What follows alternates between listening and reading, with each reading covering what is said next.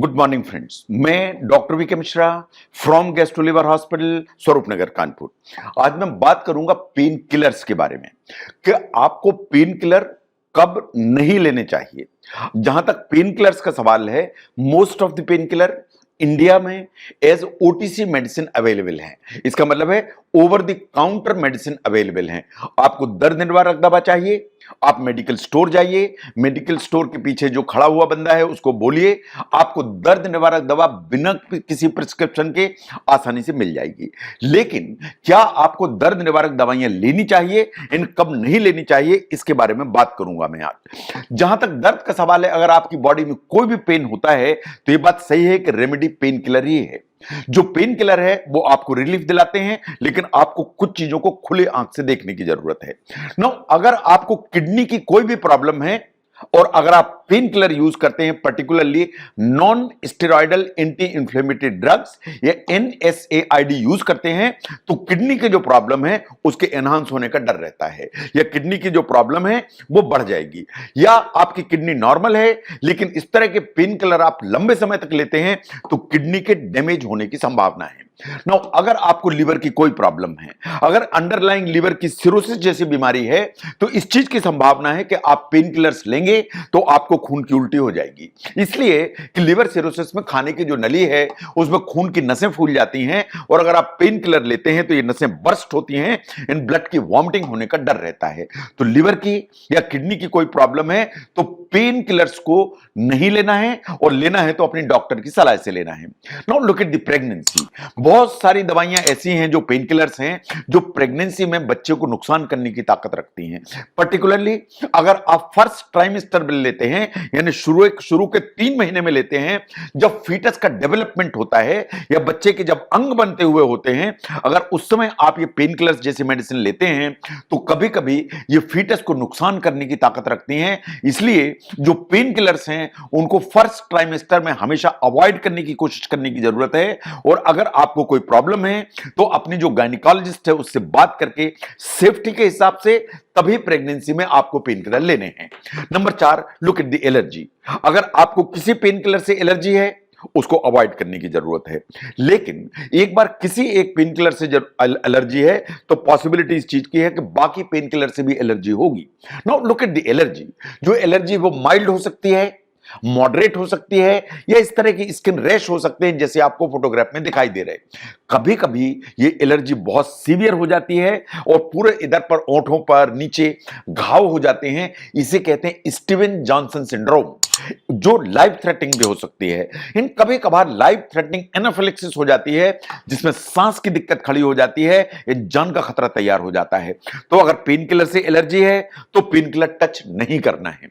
Number 5, अगर आपको substance abuse की आदत है, मान लीजिए बहुत सारे एरियाज ऐसे हैं देश के जहां लोग अफीम इस्तेमाल करते हैं, ये इलीगल है बट इस्तेमाल होती है। अगर ओपियम इस्तेमाल होती है तो वास्तव में ये एडिक्शन कर देती है। अगर ओपियाइड एडिक्शन है, ऊपर से आप पेन किलर लेते हैं, तो आपको बहुत नुकसान होने की संभावना है। तो अगर आपको सब्सटेंस अब्यूज की हैबिट है, आप कोई भी इस तरह की लेते हैं सब्सटेंस, तो आपको पेन किलर इस्तेमाल नहीं करना चाहिए। नो, अगर अंडरलाइंग कोई भी मेडिकल कंडीशन है, इन द सेंस कि आपको ब्लीडिंग डिसऑर्डर है, जैसे आपको इस तरह की कोई दिक्कत है जहां से ब्लीडिंग जो ना कंट्रोल नहीं होती है, जैसे हीमोफीलिया जैसी कोई बीमारी है, या आपको थ्रोम्बोसाइटोपिनिया रहता है, या थ्रोम्बोसाइटोपिनिक परप्यूरा है, या इस तरह की कोई बीमारियां जिससे आपको इजीली ब्लीडिंग होती है, तो आपको पेन किलर यूज नहीं करने हैं। अगर आपको पेट में इस तरह की कोई प्रॉब्लम है कि आपको अल्सर जैसी बीमारी है, एसिड बनता है, एसिड रिफ्लक्स होता है, तो पेन किलर आपको नहीं लेना है। आपको हार्ट की कोई प्रॉब्लम है एंड आप कुछ दवाइयां लेते हैं जो खून को पतला करने की ताकत रखती हैं, आपको पेन किलर नहीं लेने हैं। तो बहुत सारी ऐसी प्रॉब्लम्स हैं जो अंडरलाइंग मेडिकल कंडीशंस हैं, अगर वो आपको हैं तो आपको पेन किलर जो मेडिसिन हैं वो टच नहीं करनी है।